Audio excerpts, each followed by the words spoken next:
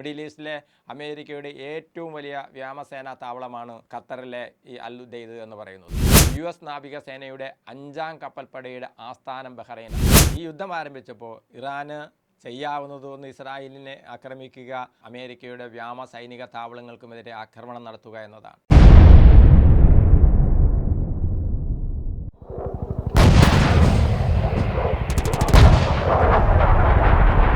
നമസ്കാരം.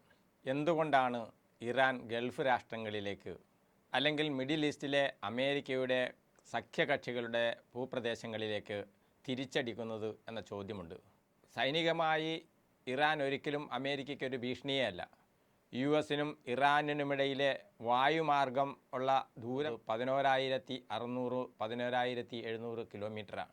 ഒരു 800-900 കിലോമീറ്റർ സ്പീഡിൽ പോകുന്ന ഒരു യാത്രാ വിമാനം 12 മുതൽ 14 മണിക്കൂർ വരെ സമയമെടുത്താൽ മാത്രമേ അമേരിക്കയിലെത്താൻ കഴിയുള്ളൂ. ഇറാൻ്റെ ഒരായുധവും അമേരിക്കയിൽ വീഴില്ല. ഇറാൻ്റെ മിസൈൽ ദൂരപരിധി 2000-2500 കിലോമീറ്ററാണ്. അത് ഇപ്പോൾ എത്തുന്നത് പോലെ ഇസ്രയേൽ വരെ മാത്രമാണ് ആ മിസൈലുകൾ എത്തുകയുള്ളൂ. അതുകൊണ്ടാണ് അമേരിക്കയുടെ യുദ്ധം ഇസ്രയേലിനു വേണ്ടിയാണ് എന്ന് അമേരിക്കക്കാരുൾപ്പെടെ പറയുന്നത്. ഇനി സൈനിക ശക്തിയിൽ അമേരിക്കയുമായി താരതമ്യപ്പെടുത്തുമ്പോൾ ഇറാനും അമേരിക്കയും സൈനിക ബലത്തിൽ അജഗജാന്തരമുണ്ട്. ആനയും ആടും തമ്മിലുള്ള വ്യത്യാസം പോലെ അത്രമാത്രം അന്തരമുണ്ട് US-ൻ്റെയും ഇറാൻ്റെയും സൈനിക ശക്തികൾ തമ്മിൽ. US-ന് ഏതാണ്ട് 13,33,000 സൈനികരുണ്ട്. 8 ലക്ഷത്തോളം റിസർവ് സൈനികരുണ്ട്. 6.25 ലക്ഷം സൈനികരാണ് ഇറാനുള്ളത്. യുദ്ധവിമാനങ്ങളുടെ കാര്യത്തിൽ 760 യുദ്ധവിമാനങ്ങൾ മാത്രമാണ് ഇറാനുള്ളത്. അതേസമയം അമേരിക്കയ്ക്കാകട്ടെ 15,000-ലേറെ യുദ്ധവിമാനങ്ങളുണ്ട്. 2,675 യുദ്ധ ടാങ്കുകളാണ് ഇറാനുള്ളത്. എന്നാൽ അമേരിക്കയ്ക്ക് 5,000-ഓളം ടാങ്കുകൾ അമേരിക്കയ്ക്കുണ്ട്. 66 അന്തർവാഹിനികൾ അമേരിക്കയെ പ്രതിരോധിക്കുമ്പോൾ 19 എണ്ണം മാത്രമാണ് ഇറാനുള്ളത്. 465 യുദ്ധക്കപ്പലുകൾ അമേരിക്കയ്ക്കുള്ളപ്പോൾ വെറും 67 യുദ്ധക്കപ്പലുകളാണ് ഇറാനുള്ളത്. വിമാനവാഹിനി കപ്പലുള്ളത് അമേരിക്കയ്ക്ക് മാത്രമാണ്. ഇറാന് വിമാനവാഹിനി കപ്പലില്ല. 11 വിമാനവാഹിനി കപ്പലാണ് അമേരിക്കയെ യുദ്ധത്തിൽ എപ്പോഴും ശക്തരാക്കി നിർത്തുന്നത്. അമേരിക്കയുടെ ആസ്തികളിലേക്കും സൈനിക കേന്ദ്രങ്ങളിലേക്കും ഇറാൻ ആക്രമണം നടത്തുമ്പോൾ ഇത്രയും ശക്തിയുള്ള അമേരിക്ക, എന്നാൽ ഇറാനെതിരെ യുദ്ധം ചെയ്യുന്നതാകട്ടെ മിഡിൽ ഈസ്റ്റിലെ അമേരിക്കൻ എയർ നാവിക സൈനിക താവളങ്ങൾ ഉപയോഗിച്ചാണ്. ഇസ്രായേലിന് പുറമെ Bahrain, Egypt, Iraq, Jordan, Kuwait, Qatar, Saudi Arabia, Syria, Oman, UAE എന്നിവിടങ്ങളിൽ അമേരിക്കയ്ക്ക് സൈനിക ആസ്ഥാനങ്ങളുണ്ട്. ഈ യുദ്ധത്തിൽ ഖത്തറിലേക്കും UAE-യിലേക്കും ബഹ്റൈനിലേക്കുമൊക്കെ എന്തുകൊണ്ട് മിസൈൽ ഇറാൻ അയക്കുന്നു എന്ന ചോദ്യത്തിന് ഈ മേഖലയിലെ അമേരിക്കയുടെ സൈനിക സാന്നിധ്യം തന്നെയാണ്. അതിലേറ്റവും പ്രധാനപ്പെട്ടത് നമുക്കറിയാം, ഖത്തറിലെ അൽ ഉദൈദ് എയർബേസാണ്. മിഡിൽ ഈസ്റ്റിലെ അമേരിക്കയുടെ ഏറ്റവും വലിയ വ്യോമസേനാ താവളമാണ് ഖത്തറിലെ ഈ അൽ ഉദൈദ് എന്ന് പറയുന്നത്. യുണൈറ്റഡ് സ്റ്റേറ്റ്സ് സെൻട്രൽ കമാൻഡ് സെൻകോമിൻ്റെ വ്യോമ ഓപ്പറേഷൻ കേന്ദ്രമാണ്. ദോഹയിലെ മരുഭൂമിയെ സ്ഥിതി ചെയ്യുന്ന അൽ ഉദൈദ് US സെൻട്രൽ കമാൻഡിൻ്റെ തന്ത്രപരമായ ആസ്ഥാനമാണ്. മിഡിൽ ഈസ്റ്റിലെ മാത്രമല്ല, പശ്ചിമ മധ്യ ദക്ഷിണേഷ്യയിലെ യുദ്ധ നീക്കം മുഴുവൻ ഇവിടെ കേന്ദ്രീകരിച്ചാണ് നടക്കുന്നത്. ഏകദേശം 10,000-ഓളം സൈനികരാണ് ഈ അൽ ഉദൈദ് എയർബേസിലുള്ളത്. അമേരിക്കയിൽ നിന്ന് നിർദ്ദേശം മാത്രമാണ് വരുന്നത്. യുദ്ധം നിയന്ത്രിക്കുന്നത് ഖത്തറിൽ നിന്നാണ്. അതുപോലെ Bahrain, naval support activity Bahrain, US നാവികസേനയുടെ 5ാം കപ്പൽപ്പടയുടെ ആസ്ഥാനം ബഹ്റൈനാണ്. ഏതാണ്ട് 9,000-ഓളം നാവികർ, അമേരിക്കൻ നാവികർ ഈ 5ാം കപ്പൽപ്പടയുമായി ബന്ധപ്പെട്ടാണ് പ്രവർത്തിക്കുന്നത്. ഇപ്പോൾ സൗദി അറേബ്യ നമുക്ക് എടുക്കാം. പ്രിൻസ് സുൽത്താൻ എയർബേസ് സൗദി അറേബ്യയുടെ തലസ്ഥാനമായ റിയാദിനടുത്തുള്ള അമേരിക്കയുടെ വ്യോമസേനയുടെ പ്രധാന ഓപ്പറേഷൻ കേന്ദ്രങ്ങളൊന്നാണ്. ഇതിൻ്റെ 2,700-3,000-ഓളം അമേരിക്കൻ സൈനികരുണ്ട്. അതുപോലെ അമേരിക്കയുടെയും ഇസ്രായേലിൻ്റെയും വളരെ അടുത്ത ഒരു സഖ്യകക്ഷിയാണ് UAE എന്ന് പറയുന്നത്. ആ UAE-യിലെ അൽ ദഫ്ര എയർബേസ് അമേരിക്കൻ യുദ്ധവിമാനങ്ങളും ഡ്രോണുകളുമെല്ലാം പ്രവർത്തിക്കുന്ന ഒരു കേന്ദ്രമാണ്. സിറിയയിൽ അമേരിക്കയ്ക്ക് സൈനിക ഘടകമുണ്ട്. ജോർദാനിലെ മുവാഫക് എയർബേസ് അത് അമേരിക്കയുടേതാണ്. ഇറാഖിൽ അമേരിക്കയ്ക്ക് 2 സൈനിക താവളങ്ങൾ. ഒന്ന് ഇറാഖിലെ അൽബാറിലെ ഐൻ അൽ അസദ് വ്യോമത്താവളം. അതുപോലെ അർദ്ധ സ്വയംഭരണ കുർദിസ്ഥാൻ മേഖലയിൽപ്പെട്ട എർബിൽ എയർബേസ്. മിഡിൽ ഈസ്റ്റിലെ മിക്ക രാജ്യങ്ങളിലും അമേരിക്കയുടെ സൈനിക സാന്നിധ്യവും അമേരിക്കയുടെ സൈനിക കേന്ദ്രങ്ങളുമുണ്ട്. തുർക്കി ഇപ്പോൾ നാറ്റോ സഖ്യത്തിൽ അംഗമാണ് തുർക്കി എന്ന് പറയുന്നത്. തുർക്കിയിലെ തെക്കൻ അധാനയിലെ ഇൻസിർലിക് എയർബേസ് അമേരിക്കയുടെയും തുർക്കിയുടെയും ഒരു സംയുക്ത വ്യോമത്താവളമാണ് ഏതാണ്ട് 40,000 അമേരിക്കൻ സൈനികർ മിഡിൽ ഈസ്റ്റിലെ വിവിധ രാജ്യങ്ങളിൽ ഉണ്ട് എന്നാണ് ഇതുമായി ബന്ധപ്പെട്ട കണക്കുകൾ പറയുന്നത്. കഴിഞ്ഞ നൂറ്റാണ്ട് അമേരിക്കയുടെ നേതൃത്വത്തിൽ നടന്ന എല്ലാ യുദ്ധങ്ങളിലും ഇപ്പോൾ Afghanistan, Iraq, Yemen, Pakistan, Somalia, Libya, Syria, Venezuela, Nigeria പ്രധാനമായും സൈനിക നീക്കങ്ങൾ നടത്തിയത് ഈ മിഡിൽ ഈസ്റ്റിലെ ഈ സൗകര്യം ഉപയോഗിച്ച 10 ലക്ഷം പേർ നേരിട്ട് മരിച്ചിട്ടുണ്ട് എന്നാണ് പറയുന്നത്. 30-35 ലക്ഷം പേർ യുദ്ധക്കെടുതിയിൽ മരിച്ചു എന്നാണ്. ഏതാണ്ട് 50 ലക്ഷത്തോളം ആളുകളാണ് ഈ അമേരിക്കയുടെയും ഇസ്രായേലിൻ്റെയും എല്ലാം ആക്രമണത്തിൻ്റെ ഭാഗമായി കൊല്ലപ്പെട്ടിട്ടുള്ളത്. അമേരിക്കയാണ് ലോകത്തെ ഒന്നാമത്തെ സൈനിക ശക്തി. അമേരിക്കയ്ക്ക് ലോകത്തിലെ ഏറ്റവും ശക്തമായ യുദ്ധവിമാനങ്ങളുള്ള രാജ്യമാണ്. F-22 Raptor, F-35 lighting II, F-15 eagle, F-16, B-52 എന്നിങ്ങനെയുള്ള അത്യാധുനിക യുദ്ധവിമാനങ്ങൾ അമേരിക്കയുടെ ഭാഗത്തുണ്ട്.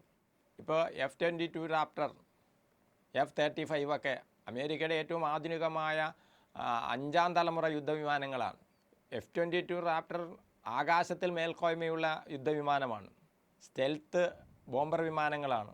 2000-3000 ഒക്കെ വേഗത്തിൽ സഞ്ചരിച്ചുകൊണ്ട് ശത്രു വിമാനങ്ങളെ ആക്രമിക്കാനും ബോംബ് ചെയ്യാനുമൊക്കെ കഴിയുന്ന പുതിയ തലമുറ ബോംബർ വിമാനങ്ങളാണ് ഈ അമേരിക്കയുടെ കയ്യിലുള്ളത്.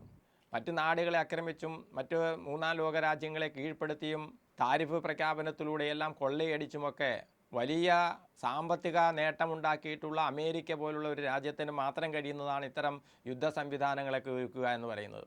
ഇപ്പോൾ B-2 സ്പിരിറ്റ് വിമാനത്തിൻ്റെ വില തന്നെ പറയുന്നത്, അതായത് ബങ്കറുകൾ തകർക്കാൻ ഉപയോഗിക്കുന്ന ഒരു വിമാനത്തിൻ്റെ വില തന്നെ 16,000 കോടി രൂപയാണ്. ഇതിനെല്ലാം പുറമെ എതിരാളികളുടെ മിസൈൽ ആക്രമണത്തെയും വ്യോമാക്രമണത്തെയും ഒക്കെ തടയാൻ കഴിയുന്ന വലിയ വ്യോമ പ്രതിരോധ സംവിധാനങ്ങൾ അമേരിക്കയ്ക്കുണ്ട്. പാട്രിയോട്ട് മിസൈൽ സിസ്റ്റം, താഡ് പോലുള്ള സിസ്റ്റങ്ങൾ, വിമാനങ്ങൾ, ഡ്രോണുകൾ, ചെറിയ ബാലിസ്റ്റിക് മിസൈലുകൾ എന്നിവ തകർക്കാൻ കഴിയുന്നതാണ് ഈ പാട്രിയോട്ടിക് മിസൈൽ എന്ന് പറയുന്നത്. ഈ സൈനിക ശക്തിയോടൊപ്പമാണ് ഇസ്രായേലിൻ്റെ സൈനിക ശക്തിയും കൂടി ചേരുന്നത്. ലോകത്തിലെ ഏറ്റവും ശക്തമായ പല തട്ടുകളുള്ള വ്യോമ പ്രതിരോധ സംവിധാനം ഇസ്രായേലിനുണ്ട്. അയൺ ഡോം, ചെറിയ ദൂരത്തിലുള്ള റോക്കറ്റുകളും മിസൈലുകളും തടയാൻ ഉപയോഗിക്കുന്ന സംവിധാനമാണ് അയൺ ഡോം എന്ന് പറയുന്നത്. മറ്റൊന്ന് ഡേവിഡ് സ്ലിംഗ്, മധ്യദൂര മിസൈലുകൾ തടയാൻ ഉപയോഗിക്കുന്ന പ്രതിരോധ സംവിധാനമാണ്. ദീർഘദൂര ബാലിസ്റ്റിക് മിസൈൽ അടക്കം തടയാൻ ഉപയോഗിക്കുന്ന ഏറ്റവും ഉയർന്ന തലത്തിലുള്ള പ്രതിരോധ സംവിധാനമാണ് ഡേവിഡ് സ്ലിംഗ് എന്ന് പറയുന്നത്. ഇത് അമേരിക്കയുമായിട്ടോ ഇസ്രായേലുമൊക്കെ ആയിട്ട് താരതമ്യം ചെയ്യുമ്പോൾ വളരെ ചെറിയൊരു സൈനിക ശക്തിയാണ് ഇറാൻ. ഏറ്റവും വലിയ സൈനിക ശക്തിയാണ് ഒരു ചെറിയ രാജ്യത്തെ ആണവായുധം നിർമ്മിക്കും എന്ന് പറഞ്ഞ് ആക്രമിക്കുന്നത്. യുദ്ധത്തിന് വേണ്ടി എന്ത് കള്ളക്കഥകളും ഇറക്കുമെന്നുള്ളത് അമേരിക്കയുടെയും ഇസ്രായേലിൻ്റെയും ഒക്കെ ചരിത്രമാണ്. അണുവായുധമുണ്ടാക്കാനുള്ള എല്ലാ സാഹചര്യങ്ങളും ഉണ്ടായിട്ടും അണുവായുധമുണ്ടാക്കാത്ത ഒരു രാജ്യത്തെ അണുവായുധമുണ്ടാക്കും എന്ന് പറഞ്ഞിട്ടാണ് ഇറാനെ ആക്രമിക്കുന്നത്. ഇപ്പോൾ നോർത്ത് കൊറിയയ്ക്ക് മുമ്പ് തന്നെ ആണവ പരീക്ഷണങ്ങൾ തുടങ്ങിയൊരു രാജ്യമാണ് ഇറാൻ. എന്ന് അണുവായുധം ഉണ്ടാക്കേണ്ടതില്ല എന്നത് ഇറാൻ്റെ നയപരമായ തീരുമാനമായിരുന്നു. അപ്പോൾ അണുവായുധമുണ്ടായിരുന്നുവെങ്കിൽ ഇറാൻ ആക്രമണത്തിന് ഇരയാകില്ല എന്നാണ് വിലയിരുത്തൽ. അമേരിക്കയുടെ ഹിറ്റ് ലിസ്റ്റ് ഉണ്ടായിരുന്ന വടക്കൻ കൊറിയ ഇപ്പോൾ അത്തരമൊരു ആക്രമണ ഭീഷണി നേരിടാത്തതിൻ്റെ കാരണമായി പറയുന്നത് ആണവ ബോംബ് ഉണ്ടാക്കി എന്നതാണ്. ഫെബ്രുവരി 28-ാം തീയതി യുദ്ധം ആരംഭിക്കുമ്പോൾ തൊട്ട് തലേന്ന് ഒമാൻ്റെ മധ്യസ്ഥയിൽ നടന്ന ചർച്ചയിൽ അമേരിക്കയുടെ നിർദ്ദേശങ്ങൾ, അമേരിക്കയുടെ തീരുമാനങ്ങൾ ഇറാൻ അംഗീകരിക്കുന്നതിന് തയ്യാറായിട്ടുണ്ട് എന്ന്, സമാധാന ചർച്ച പുരോഗമിക്കുന്നു എന്ന് പത്രസമ്മേളനം വിളിച്ച് പറഞ്ഞതിൻ്റെ പിറ്റേന്നാണ് വളരെ പെട്ടെന്ന് ഇറാനെതിരായ ആക്രമണം നടത്തിയത്. ഈ യുദ്ധത്തിൽ അമേരിക്കയ്ക്ക് നഷ്ടമില്ലല്ലോ. അമേരിക്കയ്ക്ക് ഉണ്ടാക്കി വച്ചിരിക്കുന്ന ആയുധങ്ങൾ മുഴുവൻ ചിലവാകും. അതോടൊപ്പം തന്നെ ഇസ്രായേലി താൽപ്പര്യങ്ങൾ സംരക്ഷിക്കപ്പെടും. ഗൾഫ് മേഖലയാകെ സാമ്പത്തികവും രാഷ്ട്രീയവുമായ വെല്ലുവിളി നേരിടുന്നു. തങ്ങളുടെ രാഷ്ട്രം നേരിടുന്ന പ്രതിസന്ധികളെയും തങ്ങളുടെ രാഷ്ട്രം നേരിടുന്ന വെല്ലുവിളിയും ഒക്കെ മനസ്സിലാക്കാതെയാണ് ഈ അമേരിക്കയ്ക്കും ഇസ്രായേലിനുമൊക്കെ എല്ലാ സൈനിക സഹായങ്ങളും ചെയ്തു കൊടുത്തുകൊണ്ട് ഈ ഗൾഫ് രാഷ്ട്രങ്ങളിൽ പലതും നിലനിൽക്കുന്നത്. ഒടുവിൽ സംഭവിക്കുന്നത് എന്താണ്? ഒരേ ഒരു രാഷ്ട്രമാണ് പശ്ചിമേഷ്യയിൽ, മിഡിൽ ഈസ്റ്റിൽ അമേരിക്കയ്ക്കെതിരായി ചെറുത്തു നിൽക്കുന്നത്.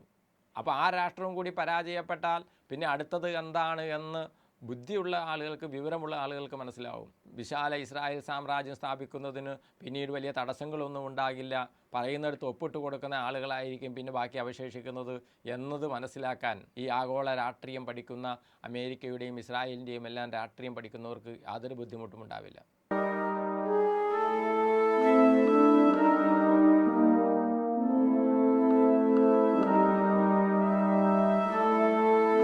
ഈ യുദ്ധം ആരംഭിച്ചപ്പോൾ ഇറാന് ചെയ്യാവുന്നതൊന്ന് ഇസ്രായേലിനെ ആക്രമിക്കുക, അതോടൊപ്പം തന്നെ ഗൾഫിലെ അമേരിക്കയുടെ ആസ്തിക്കും അമേരിക്കയുടെ വ്യോമസൈനിക താവളങ്ങൾക്കുമെതിരെ ആക്രമണം നടത്തുക എന്നതാണ്. യുദ്ധത്തിൽ പങ്കെടുക്കുന്നില്ല എന്ന് പറഞ്ഞിട്ട് കാര്യമില്ലല്ലോ. യുദ്ധം വിജയിക്കാൻ വേണ്ടി എല്ലാ സംവിധാനവും ഒരുക്കി ഈ ഗൾഫ് രാഷ്ട്രങ്ങളടക്കം അമേരിക്കയോടൊപ്പമുണ്ട്, ഇസ്രായേലിനോടൊപ്പമുണ്ട്. ഇത്തരം സഹായങ്ങൾ അത്ര നിസ്സാരമാണോ? നമ്മൾ ആലോചിച്ച് നോക്കൂ. ഉക്രൈനും റഷ്യയും തമ്മിലുള്ള പോരാട്ടം, അവിടെ മറ്റു രാഷ്ട്രങ്ങളൊന്നും യുദ്ധത്തിൽ പങ്കാളികളായിട്ടില്ല. പക്ഷേ ഏറ്റവും വലിയ സൈനിക ശക്തിയായ റഷ്യയും ഉക്രൈനും തമ്മിലുള്ള യുദ്ധം നീണ്ടുപോകുന്നത് എന്തുകൊണ്ടാണ്? നാറ്റോ രാഷ്ട്രങ്ങൾ ആ ഉക്രൈനെ സഹായിക്കുന്നതുകൊണ്ടാണ്, പിന്നാമ്പുറത്തുകൂടി സഹായിക്കുന്നതുകൊണ്ടാണ്, ഉക്രൈന് ആയുധങ്ങൾ കൊടുക്കുന്നതുകൊണ്ടാണ്. റഷ്യയെ നേരിടാൻ കഴിയുന്ന അത്യാധുനിക ആയുധങ്ങൾ സമയാസമയം എത്തിച്ചു കൊടുക്കുന്നതുകൊണ്ടാണ് അവർക്ക് സോവിയറ്റ് റഷ്യയോട് പോരാടി നിൽക്കാൻ കഴിയുന്നത്.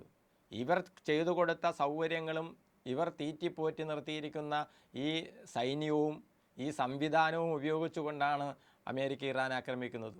അമേരിക്കയുടെയും ഇസ്രായേലിൻ്റെയും ആക്രമണത്തെ പ്രതിരോധിക്കാൻ ഇറാനോടൊപ്പം മറ്റൊരു രാഷ്ട്രവുമില്ല. നേരെ ഇപ്പുറത്ത് നമ്മൾ പരിശോധിച്ചാൽ യുദ്ധം ചെയ്യാൻ ഇസ്രായേലുണ്ട്, ഇസ്രായേലിനോടൊപ്പം അമേരിക്കയുണ്ട്. ഇറാൻ്റെ തിരിച്ചടി നേരിടാൻ മിഡിൽ ഈസ്റ്റിലെ എല്ലാ രാജ്യങ്ങളുമുണ്ട്. ഇസ്രായേലിലേക്ക് ഏതെങ്കിലും മിസൈലുകൾ പോയാൽ അത് ആകാശത്ത് വെച്ച് തടയാൻ ജോർദാനുണ്ട്. ഇറാൻ്റെ മിസൈലുകളും ഡ്രോണുകളും വിമാനങ്ങളും ഒക്കെ തടയാൻ ഇവരുടെ എല്ലാം പ്രതിരോധ സംവിധാനങ്ങളുണ്ട്. സത്യത്തിൽ ഇറാൻ ഈ യുദ്ധത്തിൽ ഒറ്റയ്ക്കാണ്. ഈ യുദ്ധത്തിൻ്റെ ഗതി എന്താകും എന്ന് നമുക്കിപ്പോൾ പറയാൻ കഴിയില്ല. പക്ഷെ നമുക്കൊരു കാര്യം പറയാം, ലോകത്തെ ഏറ്റവും വലിയ സൈനിക ശക്തിയോടാണ് പോരാടി നിൽക്കുന്നത്, അത് കീഴടങ്ങാതെ നിൽക്കുന്നത്. അതുകൊണ്ട് നീതി ആഗ്രഹിക്കുന്ന മുഴുവൻ ആളുകളും, ലോകത്ത് സമാധാനം ആഗ്രഹിക്കുന്ന മുഴുവൻ ആളുകളും ഇറാൻ്റെ പക്ഷത്താണ്, ഇറാനോട് ഐക്യദാർഢ്യമുള്ളവരാണ്.